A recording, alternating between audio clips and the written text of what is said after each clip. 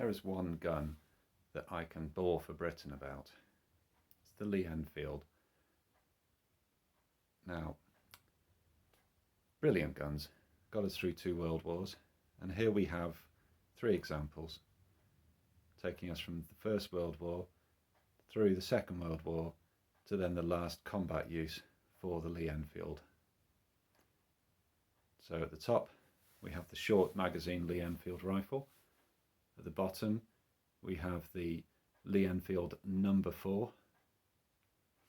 Now the short magazine Lee Enfield and the number 4 were both chambered in .303, and in the middle we have the L42A1, which was a derivative of the Lee Enfield number 4. It was a sniper rifle. It was chambered in 7.62 by 51. But one of these is a replica, and no, it's not the top one, and no, it doesn't fire BBs. And I'm sure you've already guessed it from the title of the video. It's the centre one. It's the L42A1. It's built by a friend of mine. Done a very good job of it. Let's do a quick run around, see what he's done. Let's have a chat about the rifle that it's based on. And then let's have a think about how we could maybe do a better job of it for an upcoming video series.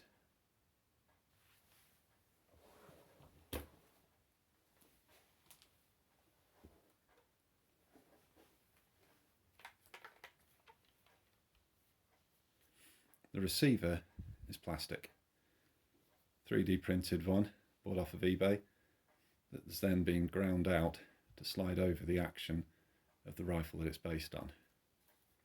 And the rifle it's based on is a PCP. I would ordinarily never fire a rifle on one of my videos indoors. However, this being a PCP, and we know that it's safe. There we go. Barrel on it. Is it plastic? No. That's steel. Steel tube. 20mm OD. Sleeving 16mm tube. And then at the end we have it stepped down to slightly too small a diameter, 14mm, and sleeved internally to take it down to an 8mm bore. Slightly too big, but let's face it, we're not going to split hairs over that. You can see the end of the pressure of the air cylinder sticking out from the end here. We have a removable dust cap there for charging.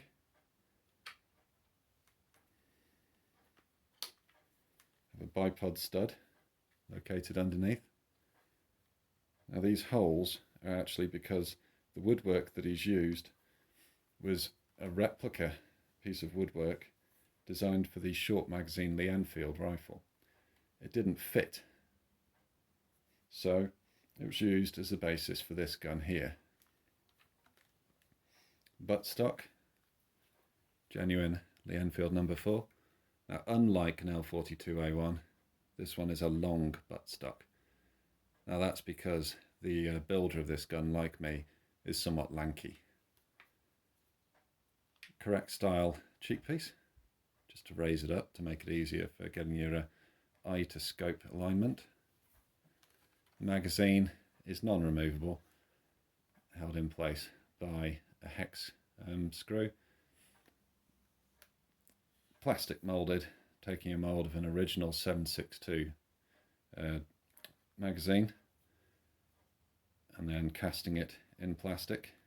The trigger guard is actually a mould of a replica trigger guard from the, I'm trying to remember the name of them now, Denix replica short magazine Lee Enfield. Don't ask. The receiver, plastic receiver, has been cut out for where the magazines go.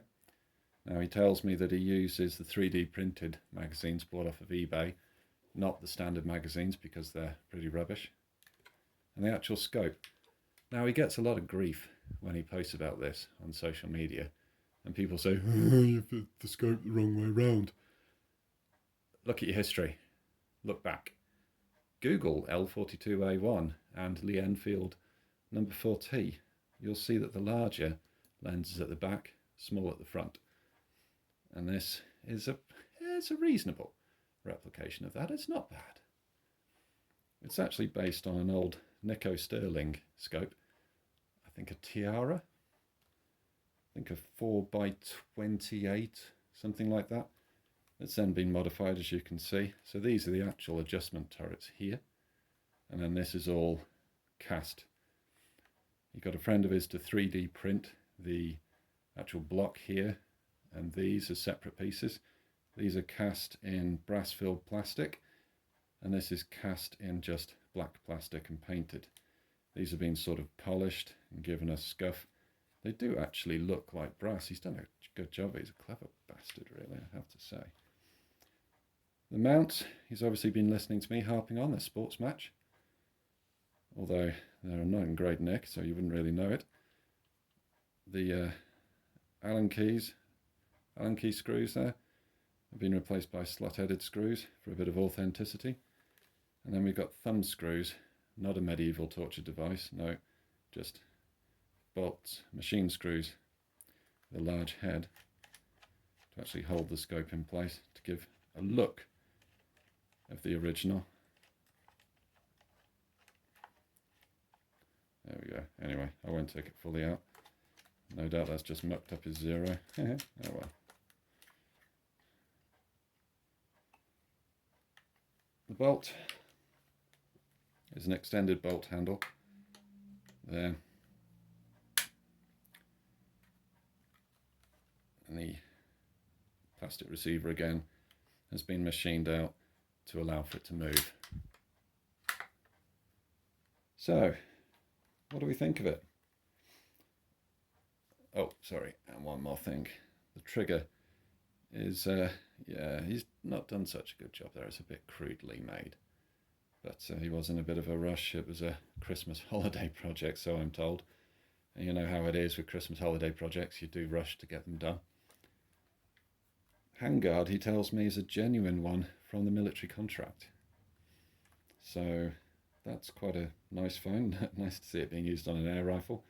Bit of a giggle to all the purists. And the sling is the American style Springfield type sling. I think these are 1903 slings, I think 1903. I can't quite remember. Yeah, altogether, nice package. Quite light. Nice gun to shoulder. Bit of a reach to the trigger, but it would be really. Scope, yeah, for an old scope actually, nice and clear. And being on a PCP, it's not going to get knocked about, so you don't have to worry about it being old. What would I change? Well, the bolt for a start. It's not quite there, is it? We've got to have a rear bolt. I'm just going to let it off. I'm addicted to firing this thing indoors. Love that. It should have a bolt like this. Now obviously you're not going to get that throw on it. It's going to be more like the 2.2 version, 2.2 rimfire version. You're going to get about that much. But you know what? I don't think it's beyond possibilities to replicate the bolt handle. You'll never get the striker flying forwards, but I think we can replicate that. Other issues. The scope is set so far back that the rear sight had to be removed. And the actual mounts themselves aren't in the right place. Now, before I go out and buy the base model rifle, sorry, the rifle that this is based on, I'm going to ask a little favour of anybody out there who, annoying my OCD being upside down. There we go. I'm going to ask a favour of anyone who owns one. And that is, I've got myself in a bit of a muddle there. I'm sorry, my back is hurting so much. My brain is just an absolute fog at the moment. Let's start again, hey? So, what rifle is the replica based on? It's based on the SMK PR900W. Very much a budget gun. Lovely little PCP, have to say. Great guns. Really, really good guns. Accurate. Yeah, out the box, nice and accurate. But this gun will actually outshoot an Air Arms S510 Ultimate Sporter. Ask me how I know. You'll have to stay tuned to the next video for that. So, the favour I've got to ask is, as you can see, anybody who knows their Enfields will know this mount here is too far back. It's also bolted direct to the action. There's not a lot we can do about that. However, SMK PR900W comes with a rear sight, which is on a collar around the barrel. And that rear sight is actually on a little dovetail. So the favour I want to ask is, anybody who's got one, can you comment please whether the dovetail on the rear sight collar is level with the dovetail on the action? Because if it is, we can use that to bring the whole mounting system forwards and that way give a more passable replica. Or I'm going to actually make a replica of the mount on the number 4T and L42A1, which actually fits to the side of the receiver here and here and comes up and out, and that way there's no actual connection to the receiver of the gun itself, of the dovetails. No need to worry about the colour. But, you know, we've got a few possibilities. The other thing is the trigger. Looks a bit agricultural, as you can see. So we're going to have to speak nicely to a water jet cutting company or something of the like to see if they can make us a nicer version of it. Maybe they can even do the trigger guard as well, but to be honest, I quite like the black plastic because, as you can see, he's even managed to get rust marks in there. What looks like a bit of surface rust and then painted over. That's so clever. Love this.